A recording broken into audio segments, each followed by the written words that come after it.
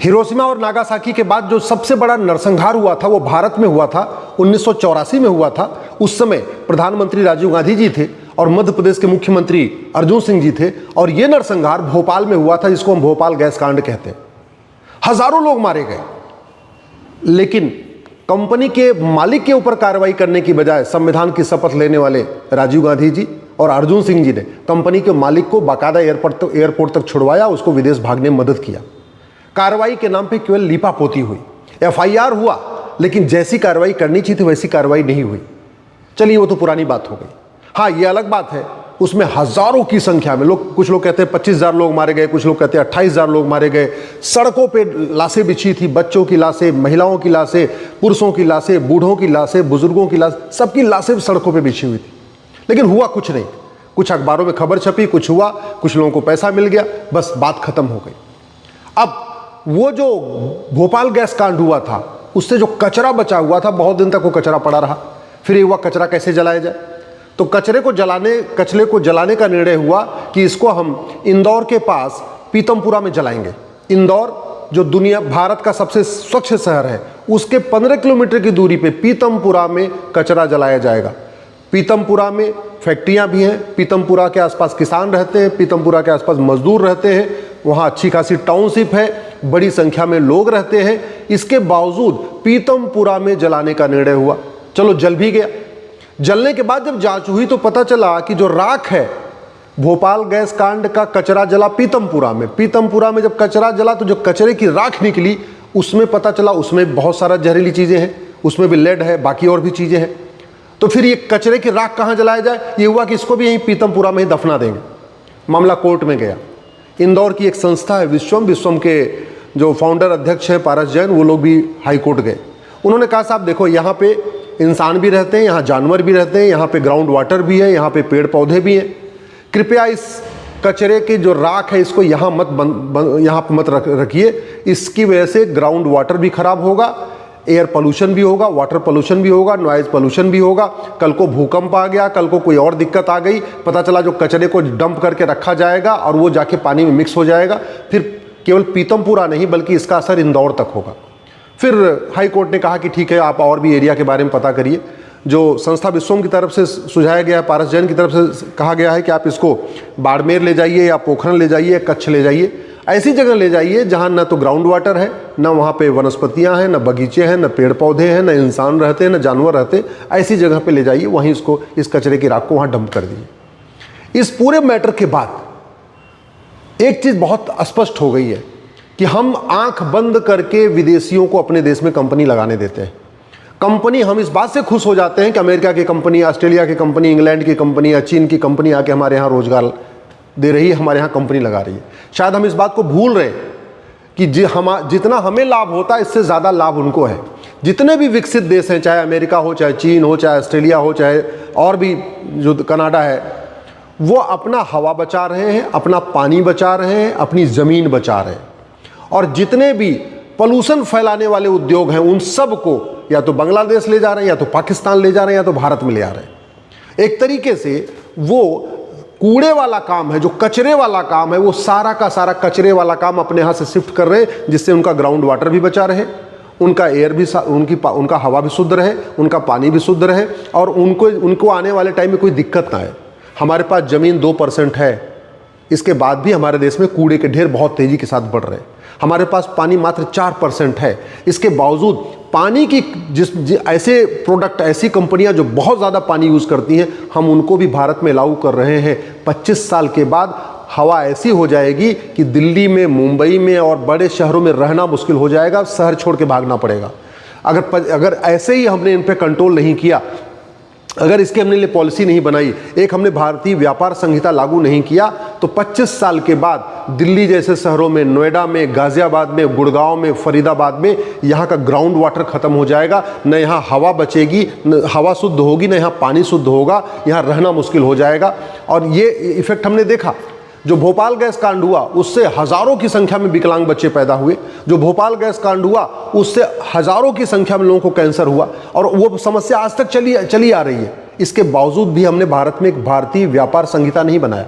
मैं सरकार से मांग कर रहा हूँ कि आप अच्छा है, विकास होना चाहिए, जीडीपी बढ़नी चाहिए, इकोनॉमी बढ़नी चाहिए, लेकिन इसका प्रॉपर एक भारतीय व्यापार संहिता बनाना चाहिए। और भारतीय व्यापार संहिता में किसी भी फैक्ट्री को लाइसेंस देने के लिए सबसे पहले उसका एयर इम्पैक्ट असेसमेंट करना चाहिए।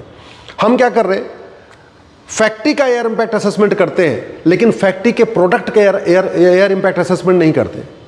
हम फैक्ट्री का वाटर इम्पैक्ट असेसमेंट करते हैं कि फैक्ट्री कितना पानी लेगी, लेकिन फैक्ट्री से जो प्रोडक्ट बन रहा है उससे कितना पानी वेस्टेज होगा, हम उसका इम्पैक्ट असेसमेंट कर ही नहीं रहे। उदाहरण के लिए, हम बाल्टी में नहाते हैं तो 20 लीटर, एक बाल्टी पानी से नहा लेते हैं 20 लीटर पानी से। हम शावर से नहाते हैं तो 100 लीटर पानी लगता है, और हम बाथ टब से नहाते हैं तो 500 लीटर पानी लगता है।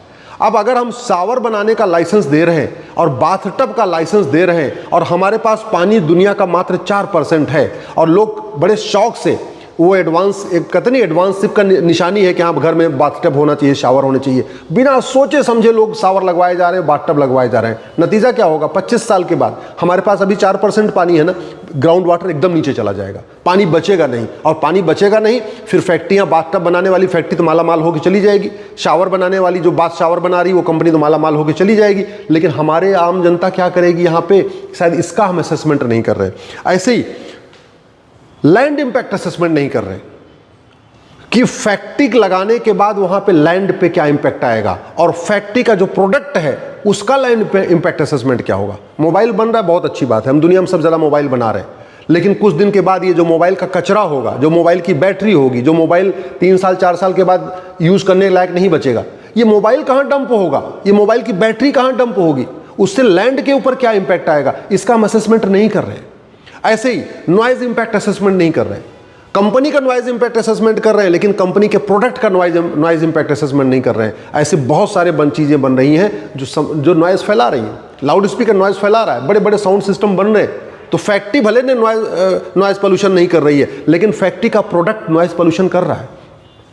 हम कंपनी का लाइसेंस देते समय न सोशल इंपैक्ट असेसमेंट कर रहे हैं, हम कंपनी का लाइसेंस देते समय कल्चरल इंपैक्ट असेसमेंट नहीं कर रहे, हम किसी बिजनेस का लाइसेंस देते समय air impact assessment, water impact assessment, noise impact assessment, land impact assessment, social impact assessment, economic impact assessment, cultural impact assessment कर ही नहीं रहे।